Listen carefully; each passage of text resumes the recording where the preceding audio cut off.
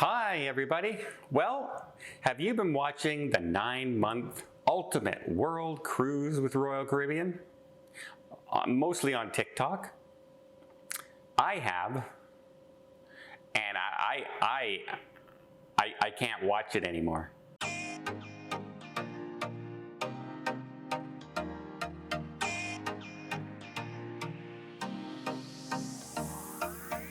So, as I've mentioned a few times, a lot of people are younger cruisers or younger people who have never cruised before, and they've gone on that ship in order to do TikTok and stuff like that. And it's working. They're getting some really big views, and their channels on TikTok are blowing up and getting a lot more subscribers. It was a good idea, except I don't know if it's a long-term idea for some of them, because some of them were sent on there, they're going on there because they're going to spill the tea. Not to show you the world. Not to show you the good things about cruising. The wonderful experiences you can have. They're on there to show you the bad side of cruising. What can't happen. And I started watching it, mildly amused at some of the things that they were complaining about.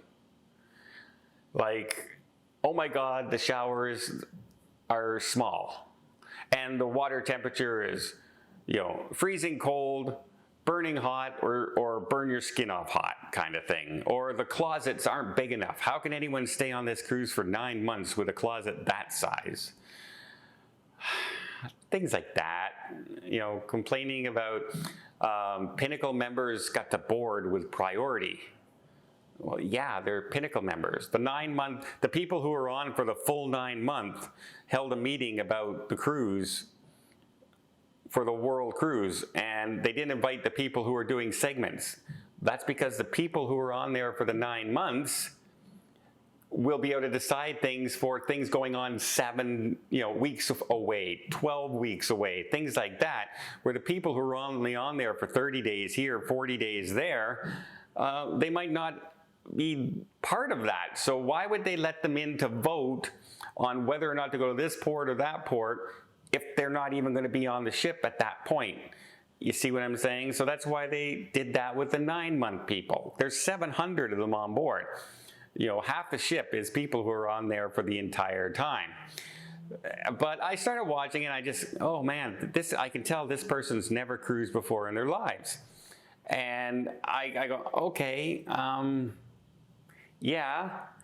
So a mildly annoying thing happened. Your excursion got canceled. Oh my goodness. I've never had that happen. I've never, ever had an excursion canceled on me before in my life. I've never missed a port because of bad weather. Whoa, that's amazing. That's absolutely amazing. I've never seen that on a cruise, and it happened to these poor people on that ship. Can you imagine the horror of missing a cruise port and having some bad weather on your trip? Yeah, like the complaints I'm seeing. And now I'm seeing complaining that basically the service is too good. Sitting in the buffet complaining that people are coming up to him and asking him how he's doing. Does he need anything else? Boy, the horrors, eh? The horrors. Imagine a service person doing their job and checking to see if you're happy. Imagine that. The horrors it must be. It must be hell. It must be hell. I don't know how they can stand it. I don't know how they can stand it.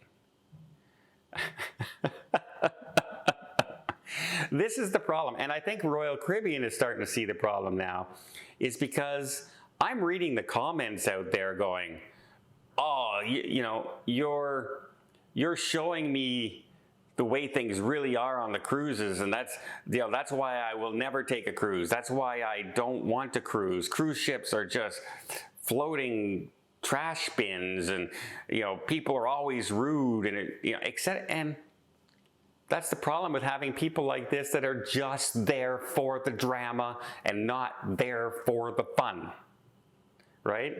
Getting together with a bunch of influencers on board that are doing the same thing you are is a fun thing to do. But that's not why you're on a world cruise. You're on a world cruise to experience the world cruise and enjoy the world cruise. And you should be showing the good things.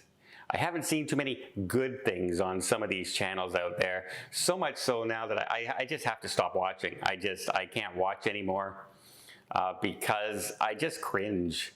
I just cringe. Oh my God, my closet's not big enough in my ocean view stateroom. Oh my God, they keep asking me if I'm okay and if I need anything. Oh, my excursion was canceled today.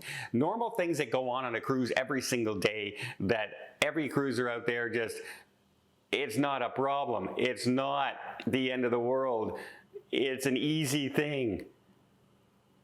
I mean, if you're complaining that people are asking you how you're doing in the service industry, you're just looking for something to complain about and there's nothing.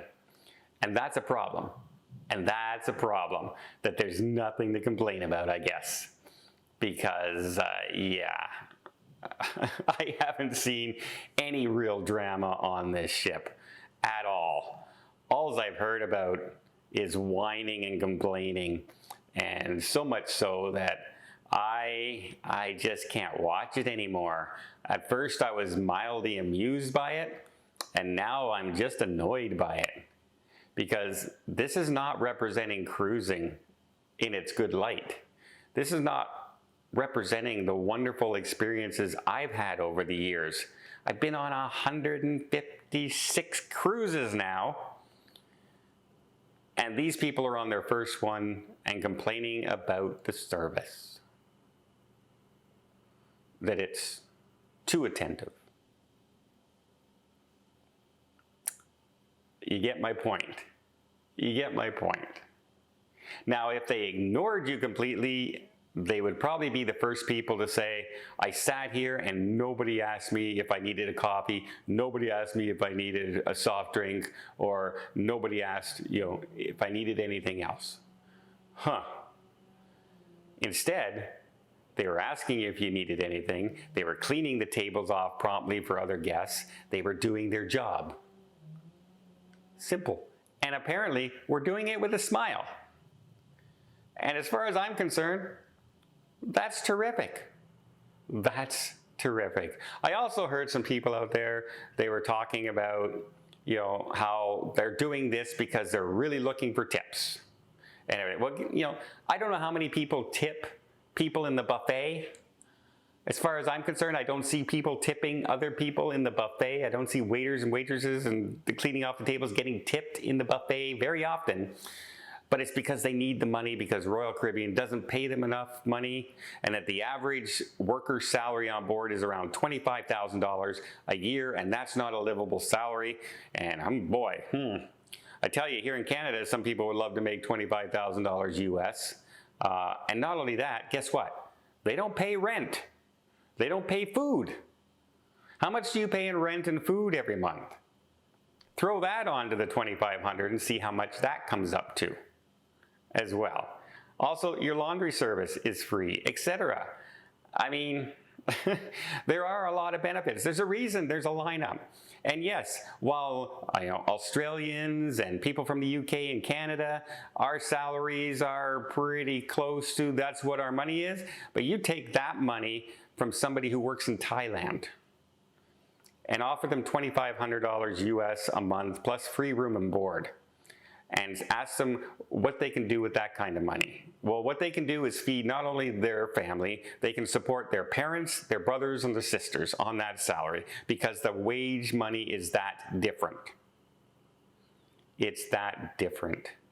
And so, yes, not all of us on the cruise ships are living in poverty on a cruise ship. It's a rough life. It's a lot of work, and they do their best. And most staff members I run into are pretty darn happy to be there and love their job. So I hate it when somebody says they're just begging for money because they're not making any money. maybe do some research and actually find out what's actually happening before you talk, shall we say, before you TikTok.